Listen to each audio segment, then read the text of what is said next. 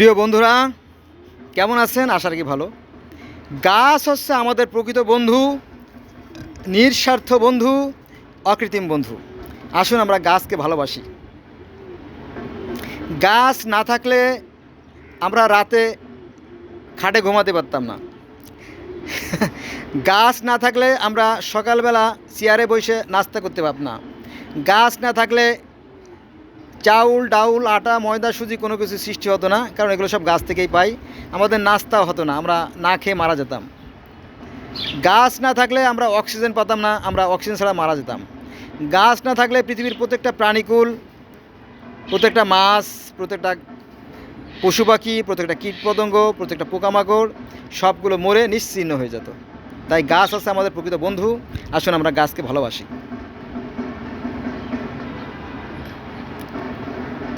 গাছ হচ্ছে আমাদের মায়ের দুগ্ধতুল্য। এটা হচ্ছে মায়ের দুগ্ধতুল্য।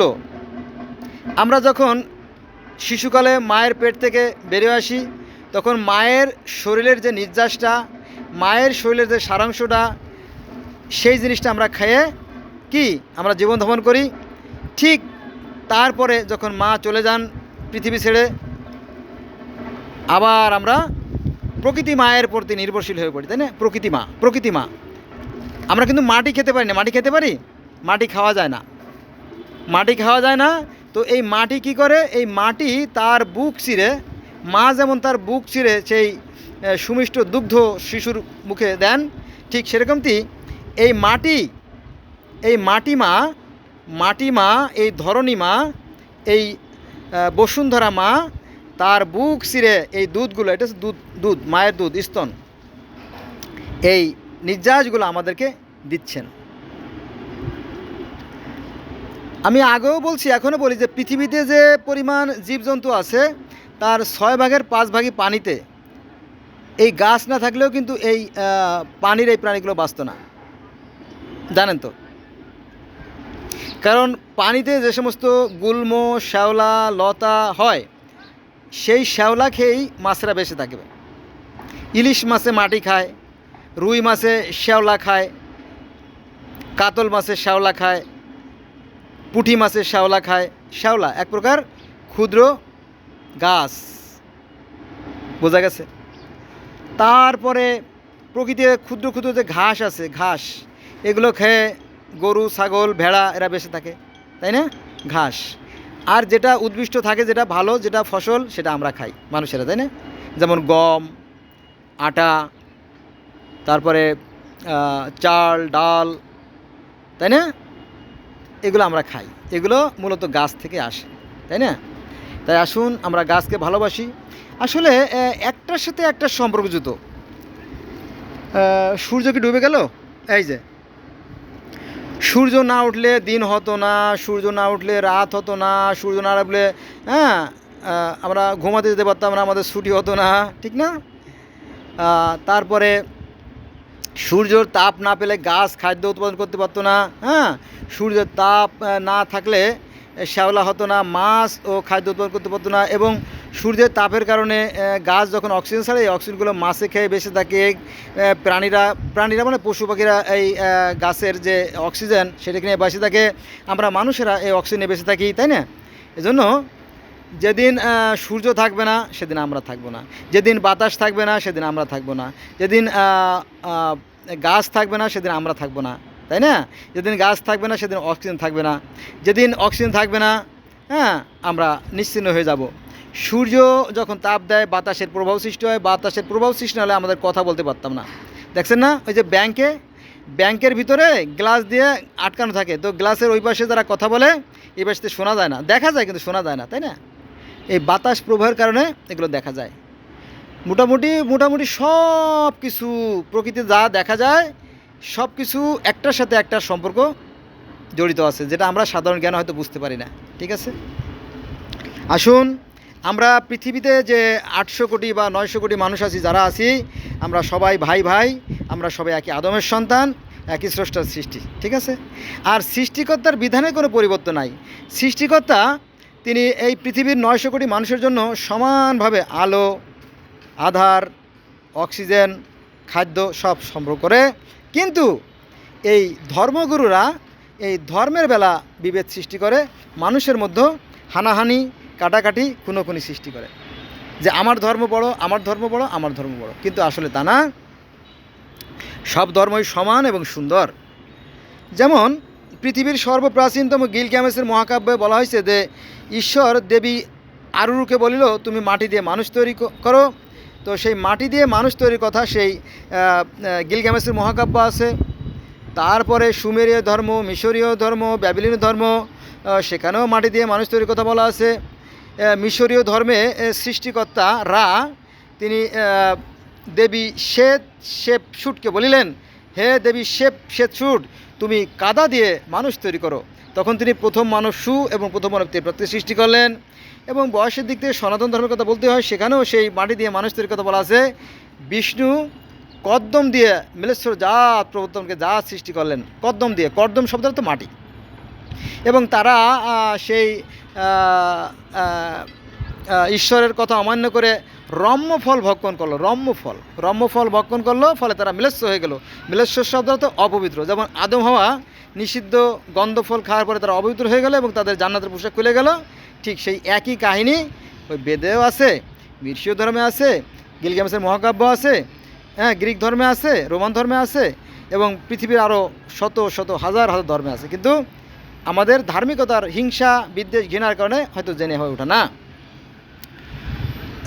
আচ্ছা, এবার আসেন গ্রিক ধর্মেও যিনি স্বর্গের রাজা জিউস, যিনি ঈশ্বর, কেউ কেউ ঈশ্বর বলে, কিন্তু মূল ঈশ্বর আছে কাওয়াস। সেই স্বর্গের ঈশ্বর তিনি এপিমিথুসকে বলিলেন, হে এপিমিথুস, বলো জি ভগবান, বলো তুমি একটা কাজ করো। বলো কি? যে আমি সৃষ্টি করতে চাচ্ছি, আমি মানুষ সৃষ্টি করতে যাচ্ছি। যেমন সূরা আল বাকারার 30 থেকে 34 নম্বর আয়াতে বলা হয়েছে, আল্লাহ বলতেছিল, হে ফেরেশতারা, আমি পৃথিবীতে মানুষ সৃষ্টি করতে যাব। ঠিক ওই একই কথা সেই জিউস বলল প্রমিথিউসকে, এপিমিথুসকে, যে তুমি তৈরি করো, তুমি গাছপালা, নদী, নালা, খাল, বিল, হাওড় বাওড়, জলাশয়, পুকুর, ডোবা, জান্নাত, জাহান্নাম মানে স্বর্গ, নরক, সব কিছু যা যা প্রয়োজন সব জোড়ায় সৃষ্টি করো। বললো যথাজ্ঞা। তখন এপিমিথুস সব কিছু সৃষ্টি করলেন। কিন্তু আর ওই যে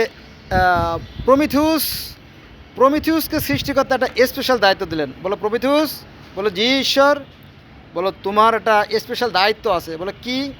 বলো তুমি মাটি দিয়ে মানুষ তৈরি করো, সুন্দর এমন এক মানুষ তৈরি করবা যা দেখলে মানুষকে দেখলেই মুগ্ধ হয়ে যায়। বলে বলেন কি, এটাও কি সম্ভব? বলে হ্যাঁ, তুমি আগে সৃষ্টি করো। তখন প্রমিথিউস তার মনের মাধুরী মিশিয়ে প্রকৃতি থেকে তিল সৌন্দর্য সংগ্রহ করে কি করিলেন? তিনি মানব রচনা করিলেন, নারী রচনা করিলেন।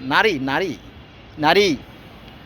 তাই তো কবি কাজী নজরুল বলছেন, ওগো নারী তুমি শ্রেষ্ঠ অবনীর, গোলাপে গঠিত ভরা ভিতর বাহির, বারবার সবিস্ময়ে তাই মনে হয় তুমি তো গোলাপ ছাড়া অন্য কিছু নয়। নারী হচ্ছে গোলাপের মতো সুন্দর, কমনীয়, মোহনীয়, আকর্ষণীয়। নারী সৃষ্টিকর্তার পক্ষ থেকে পুরুষের জন্য একটা শ্রেষ্ঠ নিয়ামত, শ্রেষ্ঠ উপহার। কিন্তু নির্বোধ মানুষ সেটা বুঝতে পারে না, তাদের নাকি লুঙ্গি নষ্ট হয়ে যায়। হুজুরদের লুঙ্গি নষ্ট হয়ে যায়, নাউজুবিল্লাহ মিন জালিক। তওবা আস্তাগফিরুল্লাহ রাব্বি মিন কুল্লি যামবি। কেন? আমরা তো মাস্টার্স কমপ্লিট করছি, আমরা তো স্কুল, কলেজ, ইউনিভার্সিটি সব পাস করি, আমাদের তো কাপড় চোপড় নষ্ট হয় নাই।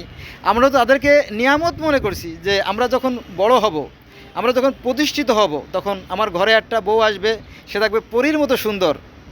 অনেকটা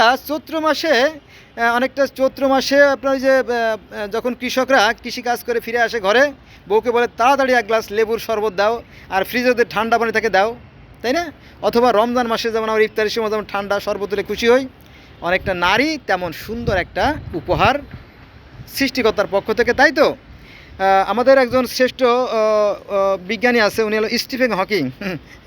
তো স্টিফেন হকিং সাহেব বলছেন যে নারী হচ্ছে সৃষ্টিকর্তার এক বিস্ময়কর সৃষ্টি, এক অতি আশ্চর্যজনক সৃষ্টি, যা পুরুষকে বারবার মুগ্ধ করে, হতচকিত করে, বিমোহিত করে। আন্দোলিত করে, এই হচ্ছে নারী। কিন্তু আমরা নারীকে খুব তুচ্ছ তাচ্ছিল্য ভরে দেখি এবং ভোগের সামগ্রী মনে করি, ফলে আমরা প্রকৃত স্বাদ আর পাই না। দেখবেন যে আপনার ভরা পেটে কিছু খেলে তিতে লাগে, ভরা পেটে আর কিছু খাইতে মন চায় না, ঠিক আছে? আপনার মধ্যে তৃষ্ণা থাকতে হবে, তাই না? আজকে আমি আপনাদের সাথে কথা বলতেছি না, এই যে দেখেন আকাশের অবস্থা। আজকে হচ্ছে আপনার 1 তারিখ, আজকে 1 জুলাই 2025 মঙ্গলবার। তো 29 তারিখে একটা হৃদয় বিদারক ঘটনা ঘটে গেছে আমাদের টুঙ্গিপাড়াতে। টুঙ্গিপাড়া ওই ছেলেটার বিয়ে করছিল আপনার বাগেরহাটের মোল্লারহাট থানার আড়ুয়াডিহি গ্রামে। সেই মেয়েটার 2টো সন্তান আছে, 3 বছরের একটা ছেলে আর 7 বছরের একটা ছেলে, ঠিক আছে? তো এই মেয়েটাকে তার স্বামী মেরে ফেলছে, এনিওয়ে। তো এই ছেলেটা তার বউকে মেরে ফেলছে, মেরে হাসপাতালে লাশ ফেলে সে পালাই গেছে। হাসপাতালে লাশ ফেলায় সে পালাই গেছে। এটা হচ্ছে টুঙ্গিপাড়ার ঘটনা। আমি একটু নামটা বলতেছি, আমার পকেটে একটা কাগজ আছে, দেখেন। হ্যাঁ বন্ধুরা, আমি এই কাগজটা খুঁজতেছিলাম, আমি লাল কালিতে পকেটে লিখে রাখছি। এই মেয়েটার নাম হচ্ছে মার্জিয়া। যে মেয়েটাকে তার স্বামী হত্যা করছে, হত্যা করে লাশ হাসপাতালে ফেলে দিয়ে পালাইছে, তার আর খুঁজে পাওয়া যায় নাই। এর নাম হচ্ছে মার্জিয়া। আর এই মেয়ের পিতার নাম হচ্ছে আবু সাইদ শিকদার। আর এই মার্জিয়ার স্বামীর নাম হচ্ছে সাইদুল শেখ। আর এই সাইদুলের পিতার নাম হচ্ছে মোসাদ শেখ। মোসাদ শেখ। গ্রাম হচ্ছে দক্ষিণ বাঁশুড়িয়া, টুঙ্গিপাড়া, গোপালগঞ্জ, অর্থাৎ প্রধানমন্ত্রী শেখ হাসিনার গোপালগঞ্জ। স্ত্রীকে হত্যা করে সে পালিয়ে গেছে। 29/6/2025 সালের ঘটনা। আর আমি জানলাম আজকে সকালে। এই মার্জিয়ার 2টো ছেলে আছে, একটা ছেলের বয়স 3 বছর আর একটা ছেলের বয়স 7 বছর। এরা অত্যাচার করত। আবার এদের আর একটা বোন আছে, এলো তৃতীয় মানে বড় সেজো বোনদের মধ্যে সেজো। এদের বড় যে বোন, সেই বোনটাকেও তার স্বামী অত্যাচার করত। এবং অত্যাচার করার ফলে এক পর্যায়ে তারও 2টো ছেলে আছে, সে গৃহছাড়া হয়ে সে চলে আসে তার বাপের বাড়িতে এবং সে সেলাই মেশিন চালায় কোনো রকম জীবিকা নির্বাহ করতো আর কি। আমি মনে করছিলাম সেই বোধহয়, পরে জানলাম যে না, সে না। তো আমাদের ইসলাম, আমি বেশি দূরে যাব না, আমাদের এই ইসলাম ধর্মের নারীদেরকে এভাবে বঞ্চিত করা হচ্ছে এবং ঘরে ঘরে এই নারীদেরকে ভোগের পণ্য মনে করা হয়। হ্যাঁ, এটা খুবই দুঃখজনক। নবী মুহাম্মদ সাল্লাল্লাহু আলাইহি ওয়াসাল্লামের যুগে কিন্তু এসব ছিল না। নবী মুহাম্মদ সাল্লাল্লাহু আলাইহি ওয়াসাল্লামের যুগে নারীরা এবং পুরুষেরা একসঙ্গে নামাজ পড়তো, ঈদের নামাজও পড়তো, হজের নামাজও পড়তো, সব নামাজও পড়তো, এরকম ছিল। আর নবী মুহাম্মদ সাল্লাল্লাহু আলাইহি ওয়াসাল্লাম যুগে এই পবিত্র কোরআন শরীফ ছিল আপনার রাষ্ট্রের সংবিধান। এই সংবিধান অনুযায়ী বিচার ফয়সালা হতো। হ্যাঁ, সেখানে ব্যক্তিগত, পারিবারিক, সামাজিক, রাষ্ট্রীয়, অর্থনৈতিক সব ধরনের সমস্যা হতো। কিন্তু সেই ইসলামটাকে ওরা বিকৃত করে ফেলেছে। বিকৃত করার ফলে এখন আর সেই ইসলামের সেই যে ঝাঁস, সেই যে তেজ, সেই জিনিসটা এখন আর নাই। হ্যাঁ, এখন একটা নকল ইসলামে পরিণত হয়ে গেছে, বুঝছেন? এখন সুন্নিরা বলে শিয়ারা নাকি কাফের, আর শিয়ারা বলে সুন্নিরা নাকি কাফের, এইভাবে চলছে। আর এই সংঘাতের ফলে ইসলামের মধ্যে প্রায় ফাটল ধরছে আর কি। ফাটল ধরার ফলে ইসলাম ধর্ম আজকে আপনার প্রায় 135 ভাগে বিভক্ত হয়ে গেছে। এটা আর কোশ্চিন কালেও আর সেই হারানো গৌরব ফিরে আসা যাবে না। শুধু আফসোস আফসোস, হায় হোসেন এরকম, হায় ইসলাম। আজকে বাংলাদেশের একটা উদাহরণ দেই। আমি মাঝে মাঝে একটা কথা বলি যে example is better than percept. আমাদের এই বাংলাদেশে প্রতিদিন গড়ে 12 জন 14 জন 15 জন লোক খুন হয়, কিন্তু সারা বছর অর্থাৎ 365 দিনেও ওই একদিনে যে অন্যায়গুলো সংঘটিত হয় তার বিচার হয় না। কারণ কি, কোর্টে গেলে টাকা দিলে আপনার সব মাপ। এই তো আজকে সকালে আজকে 1 জুলাই 2025 সাল মঙ্গলবার, আজকে আরেকটা অঘটনের কথা বলি, শোনেন। এই নারায়ণগঞ্জে একটা ছেলেকে মারা হয়েছে, তার নাম হচ্ছে বাপ্পি। মানে ছুরি এমনভাবে ঢুকানো হয়েছে, তার পেটের মধ্যে ছুরি ঢুকে গেছে, পেটের মধ্যে ছুরি রয়ে গেছে হাসপাতালে। সে বাঁচতেও পারে, মরতেও পারে। এখন যে লোকটা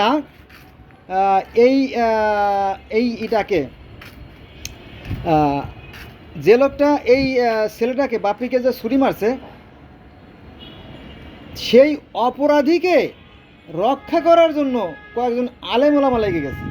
এই আলেম ওলামাদেরকে আমি আবার চিনতে পারি না। এদেশে কখনোই কল্যাণ আসবে না, আর জালেমদেরকে আল্লাহ পাক হেদায়েত করেনও না, ঠিক আছে।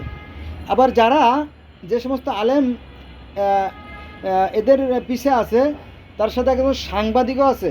এই সাংবাদিক নাম আছে জাকারিয়া, একজন সাংবাদিক আছে জাকারিয়া।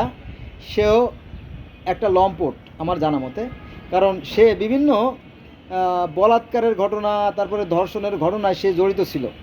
সে এসে টাকা নিয়ে যেত, এই জাকারিয়া। তার সাথে আমার সরাসরি কথা হয়েছে, তার নাম্বার আমার কাছে আছে। তো সাংবাদিকরা, তারপরে আলেম ওলামারা সবাই যদি দুর্নীতির পক্ষে রায় দেয়, তাহলে এদেশ থেকে দুর্নীতি কখনোই যাবে না। আর প্রশাসন তো আছেই, তাই না? প্রশাসনে যাবেন, টাকা দেবেন, আপনার সমস্ত অপরাধ ক্ষমা করে দেবে। বুঝা গেছে? যাই হোক, হ্যাঁ, আমরা এই প্রকৃতিরই সন্তান, আর এই প্রকৃতিকে যিনি পরিচালনা করেন তিনি হচ্ছেন সেই মহান ঈশ্বর, সেই আল্লাহ, সেই মাবুদ, সেই গড। আর আমি যেটা মাঝে মাঝে বলে থাকি, সেটা হচ্ছে মৃত্যুই শেষ কথা নয়, মৃত্যুই শেষ কথা নয়। এই প্রকৃতিতে যে সমস্ত উপাদান আছে, সেই উপাদান দিয়ে আমাদের দেহ গঠিত। এই দেহ যখন ধ্বংস হয়ে যাবে, যখন মারা যাবে, তখন আমাদের এই দেহটা আবার প্রকৃতির সমস্ত উপাদানের সাথে মিশে যাবে, শুধুমাত্র থাকবে কর্মফল। তাই অনুরোধ করবো, আসুন আমরা ভালো কর্ম করি। কর্মই ধর্ম, ধর্মের দোহাই দিয়ে জান্নাতও পাওয়া যাবে না, কোনো মুক্তিও মিলবে না।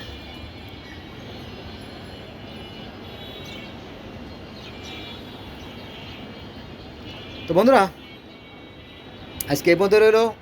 সবাই ভালো থাকবেন। শুরু করেছিলাম গাছ দিয়ে, তাই না?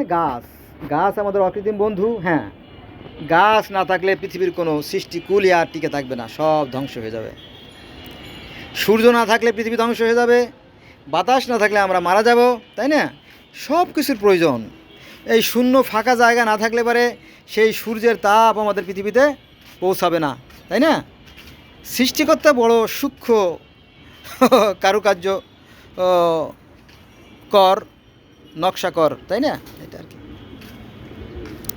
প্রকৃতি তার আপন নিয়মে কাজ করে যাচ্ছে। দেখেন মেঘগুলো, এই যে মেঘগুলো দেখেন না,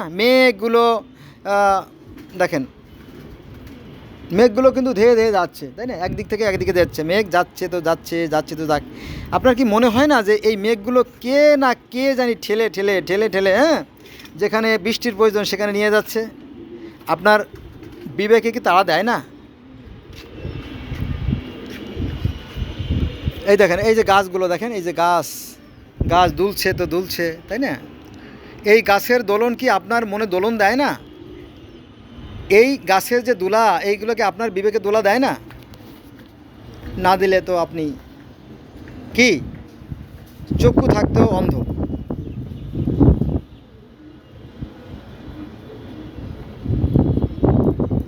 বোঝা গেছে বিষয়টা?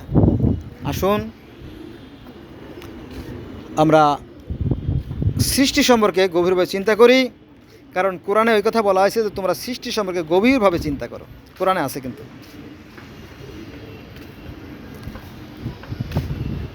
আল্লাহ আরও বলেন যে আসমান এবং জমিনের মধ্যে বহু নিদর্শন রয়েছে জ্ঞানের জন্য। হ্যাঁ, আর এই নিদর্শনগুলো খুঁজতে হলেও আপনার সৃষ্টিকর্তার যে সৃষ্টি সম্পর্কে গভীরভাবে চিন্তা করতে হবে। বন্ধুরা, আজকে এই পর্যন্ত রইল। সবাই ভালো থাকবেন। আল্লাহ হাফেজ।